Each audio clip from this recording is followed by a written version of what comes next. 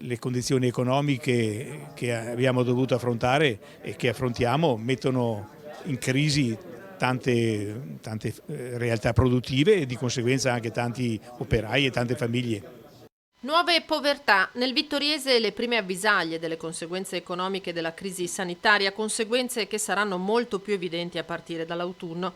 Da qui il suggerimento del vescovo Monsignor Pizziolo ai sacerdoti e prima ancora un proposito per se stesso: destinare a chi si trova in difficoltà la propria retribuzione di un mese. È una proposta, non è un obbligo evidentemente.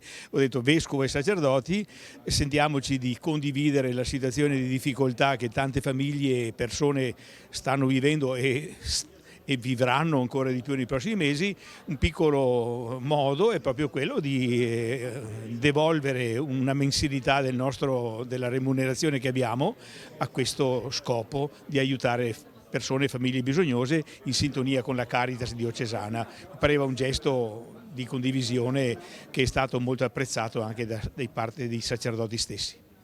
Un'idea che è stata accolta positivamente dai parroci e dai religiosi della diocesi. Sta ricevendo le offerte, o i contributi che i vari preti desiderano e vogliono fare.